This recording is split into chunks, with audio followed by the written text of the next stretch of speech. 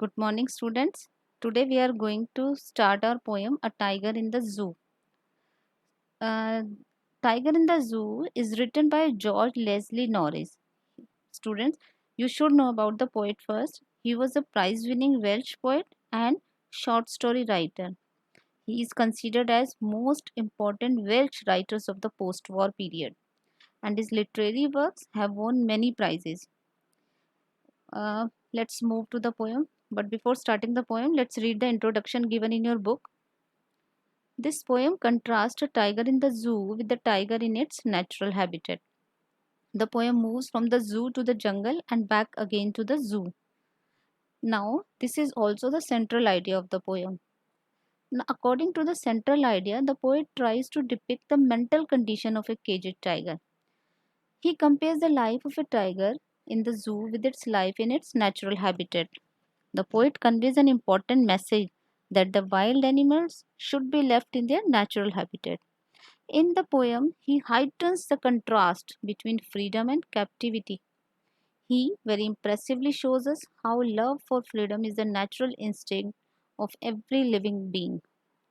Okay, now let's move to the stanza number 1.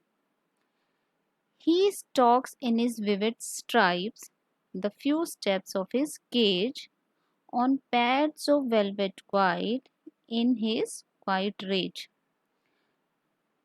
He. He is here the poet using he for the tiger. That means which poetic device is used here? Personification. We are using he for the tiger. He stalks in his vivid stripes. Now you should know the meanings of few words first. Here, stalks. Stalks means follows. Okay, stalks means try to move quietly and slowly in a threatening way. Next word is vivid. Vivid means bright, clear. Next word is stripes. Stripes, there are stripes that the tiger is having on its body. Okay. On pads of velvet quiet. Now pads. Pads means paws of the tiger. Tiger ke panche. And in his quiet rage. Rage means anger. Now let me explain the stanza first. He stalks in his vivid stripes the few steps of his cage on pads of velvet quiet in his quiet rage. Here the poet sees a tiger locked in a concrete cell in the zoo. It is a very small cage. The tiger can hardly take a few steps along the length of the cage. He looks majestic as he slowly moves up and down in his cage. It means that the tiger is not able to move comfortably. The sharp and clear stripes on his body of strong bright color. His pads are velvet soft. In spite of all his strength, he now lies imprisoned behind the bars. The caged tiger is angry. He is full of rage, but is quiet because he knows that he is helpless here. Okay, he stalks in his vivid stripes.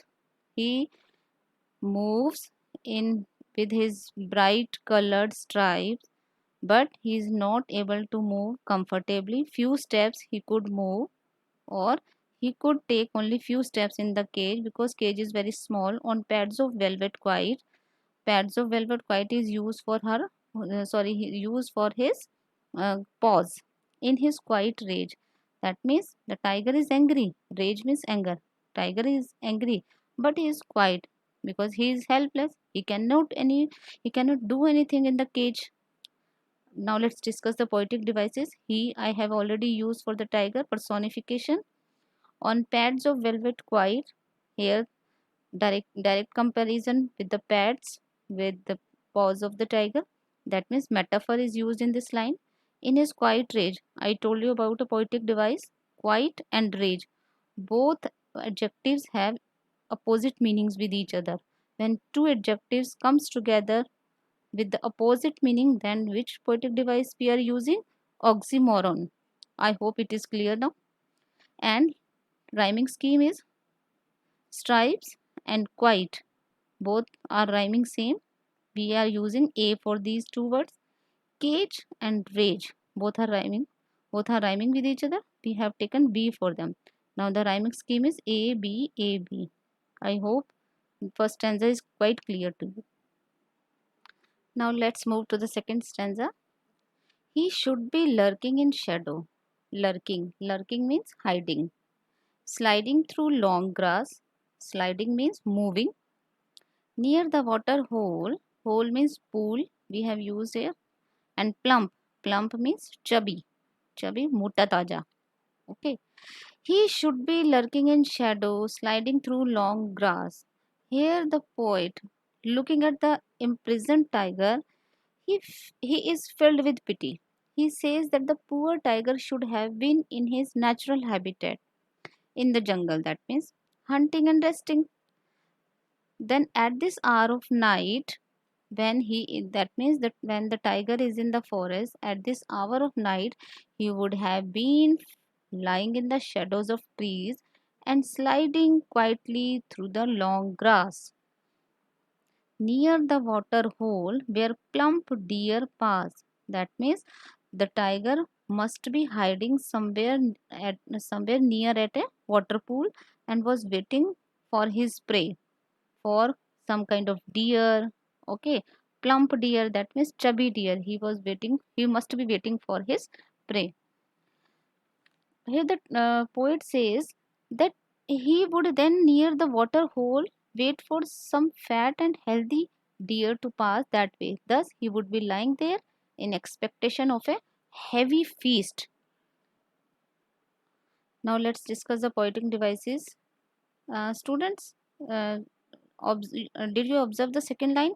Sliding through long grass near the water hole where plump deer pass. I told you a poetic device that if a line or if a sentence when continues through the next line without any punctuation mark, that means which poetic device is there? Enjambment. Okay. Here I have written word for you also, enjambment. Enjambment is in line 3, 4 and 5. It is starting from sliding and continues up to deer pass. Okay. And now one more poetic device is also here, alliteration. Can you find out? I have found out. Plump deer pass. Now this P and P repeating again in the last line. That means alliteration is used here. Now let's move to the third stanza. He should be snarling around houses at the jungle's edge, baring his white fangs, his claws, terrorizing the village. Now few words I have underlined again to know you the meaning. Snarling. Snarling means to make an angry and warning sound. That means snarling is referring to the warning sound. Next word is bearing. Bearing means showing. And the next one word is fangs. Fangs means two long sharp teeth at the front of the mouth of some animals. Okay, and the last word is terrorizing. Terrorizing is very clear to from the word terrorism. That means frightening or threatening to create fear. Now, in these lines, the poet imagines what the tiger would be doing in case he failed to find any prey in his natural habitat. Okay, he should be snarling around houses at the jungle's edge. Uh, Here in in these lines, the poet says that the tiger would be angrily moving around the houses in a nearby village, at the jungle's edge. He would be growling at the edge of the jungle near some village. Next line is baring his white fangs, his claws terrorizing the village. He would be showing his white fangs and terrible claws while moving here and there. He would thus become a cause of terror for the villagers. Now, the poet here gives a hint that if we continue to destroy the forest cover and the natural habitat of the tigers, they will be forced to turn to our towns and villages to find their food. I hope it is clear. Now, let's move to the second last stanza of the poem. But he is locked in a concrete cell, his strength behind bars, stalking the length of his cage, ignoring visitors. Now the poet comes to the reality of the tiger that is inside the cage. He says that the tiger is confined in a strong cell which is made up of strong building material. It is written here he is locked, that means he is imprisoned in a strong built cell. His strength behind bars. Now his all the strength is behind the bars. Okay. His strength behind bars. He further says as the tiger is behind bars, so his ferociousness, that means his strength is also behind the bars. Stalking the length of his cage, ignoring visitors. He just stalks in the cage. He just moves in the cage, follows in the cage, takes few steps only in the cage. He never tries to terrorize the visitors because his power is restricted by the cage. Therefore, he never tries to terrorize the visitors as he cannot attack them. I hope this is clear. We didn't discuss the poetic devices of the earlier stanza also. Snarling. I told you this is the warning sound. And I told you in the poetic devices that when sound is focused with the help of some words, that means which poetic device is used? Onomatopoeia. Okay. And in this stanza, you can see behind bars. That means this B and this one B is repeating as the first letter of the words. That means which poetic device is here? Alliteration. Now let's move to our last stanza of the poem. He hears the last voice at night, the patrolling cars, and stares with his brilliant eyes at the brilliant stars. Here I have underlined also two words for you. Patrolling. Patrolling means to go around an area at regular times to check that it is safe. I also assume that you should be knowing these words again and again in the news these days. Our aircrafts are patrolling near the borders. That means they are going around an area of regular times, or we can say at the borders, to check whether it is safe or not. And brilliant means very bright. Now here the poet says that due to the visitors, the tiger gets no rest during the day. Even at night, he remains disturbed due to the noise that comes from the patrolling cars. The tiger has thus lost all hope and feels very helpless. He thus stares at the brilliant stars shining brightly in the sky. It seems that he is looking for some sort of comfort and hope in these stars. His brilliant eyes show that he still hopes for the day when he would be able to run free in the forest and live in natural surroundings. Here we can see he hears the last voice at night, the patrolling car. That means he is not able even to sleep at night also because of the patrolling cars, and stares with his brilliant eyes. He is staring, or he usually stare at the brilliant eyes with his brilliant eyes at the brilliant stars in hoping that he would also be someday in the forest and move freely. I hope the poem is clear now.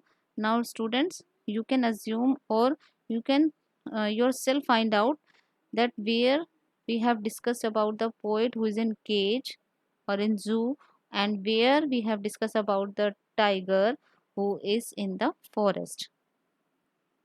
Now it is very clear that in first stanza he is talking about the tiger who is in cage, but in second and third stanza he is talking about the tiger who is in the forest, and in last two stanza the tiger who is in the zoo.